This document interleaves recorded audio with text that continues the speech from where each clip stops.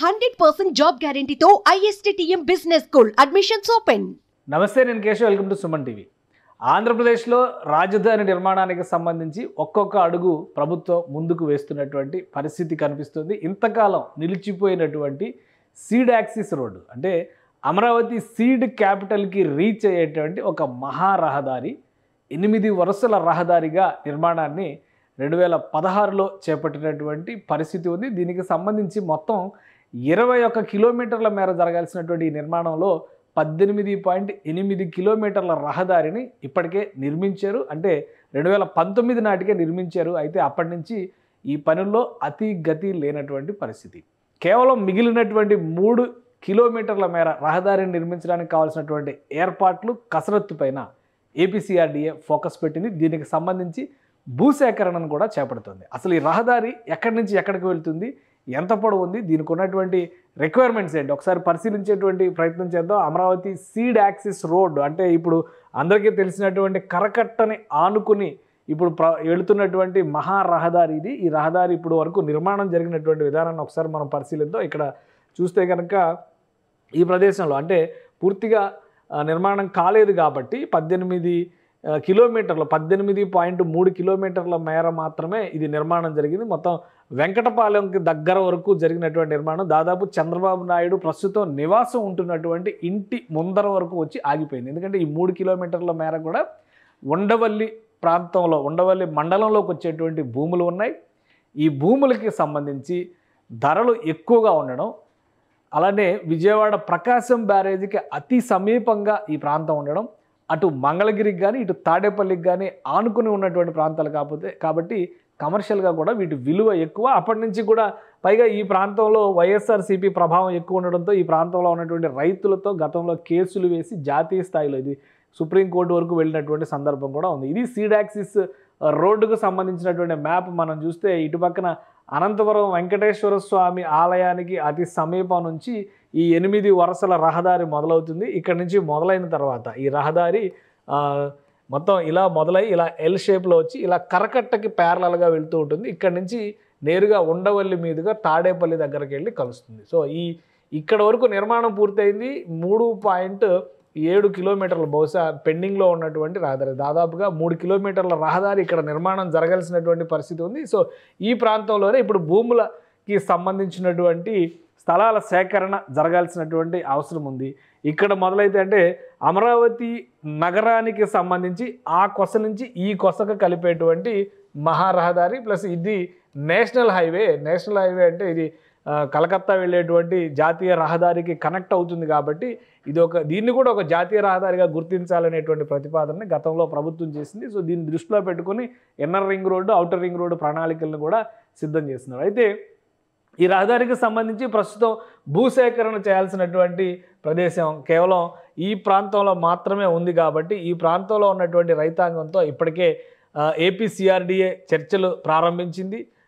3 కిలోమీటర్ల మేర వచ్చేటువంటి భూములన్నిటిపైన కూడా ఫోకస్ పెట్టినట్టుగా తెలుస్తుంది. ప్రభుత్వ ప్రతిపాదన ప్రకారం భూసేకరణ చట్టాలంటే భూ సమీకరణ కంటే కూడా భూసేకరణ ద్వారానే అమరావతిలో ఉన్నటువంటి ఎక్కువ భూభాగాన్ని సమీకరించినటువంటి పరిస్థితి ఉంది. కాబట్టి ఈ పరిసర ప్రాంతాల్లో అవసరమయ్యేటువంటి భూములపైన ఇప్పుడు ప్రభుత్వం ఏపీసీఆర్డీఏ అధికారులు కూడా అక్కడ గ్రామ సభలు నిర్వహిస్తున్నారు. అధికారులు గ్రామ సభల పైన ఫోకస్ పెట్టారు. ఈ గ్రామ సభలకు సంబంధించి ఒక ప్రతిపాదన వచ్చింది. ఈ ప్రాంతం పూర్తిగా పెనుమాక అనేటువంటి గ్రామ పరిధిలోకి వచ్చేటువంటి భూములే ఇక్కడ ఎక్కువగా ఉన్నాయి. ఉండవల్లి మండలం పెనుమాకలోకి వచ్చేటువంటి భూములు ఉన్నాయి. ఈ ప్రాంతంలో ఇతర ప్రాంతాలతో పోలిసి అంటే వెలగపూడి ఈ పరిసర ప్రాంతాల్లో అన్నీ కూడా కొంత లోపలికి ఉండేటువంటి భూములు కాబట్టి ఇక్కడ భూముల ధర తక్కువగా ఉంటుంది. పెనుమాక ఇటు ఉండవల్లి పట్టణం అంటే దాదాపు ఇదంతా తాడేపల్లిలోకి వచ్చేటువంటి ప్రదేశాలు, ఇటు పక్కకి వెళ్తే విజయవాడ ఉంటుంది.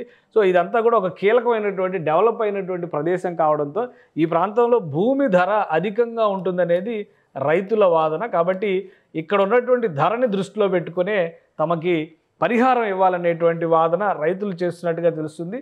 ఇక్కడ వెలగపూడి పరిసర ప్రాంతాలు అంటే కోర్ క్యాపిటల్ లోపటగా ఉన్నటువంటి భూముల్లో సేకరించినటువంటి భూమి అంటే ఎకరానికి రాష్ట్ర ప్రభుత్వం 1400 గజాలు ఇవ్వడానికి 1400 గజాలు డెవలప్ చేసినటువంటి స్థలాన్ని ఇవ్వడానికి అంగీకరించింది. అంటే ఈ ఒప్పందం ప్రకారమే భూములన్నీ కూడా రైతులు ఇక్కడ అమరావతి రైతులందరూ కూడా ప్రభుత్వానికి అప్పగించారు ఆ రోజు. కాబట్టి ఇక్కడ భూమి ధర ఎక్కువ కాబట్టి తమకు 2000 గజాల వరకు కేటాయించాలనేటువంటి ప్రతిపాదన రైతులు చేస్తున్నట్టుగా తెలుస్తుంది. దీనిపైన సిఆర్డీఏ అధికారులు గ్రామ సభలు నిర్వహిస్తున్నారు. సోమవారం నాడు కూడా మరొక గ్రామ సభ జరగబోతుంది. సిఆర్డీఏ అధికారులతో డిప్యూటీ కమిషనర్ స్థాయి అధికారులు ప్రస్తుతం ఈ సభలు నిర్వహిస్తున్నారు.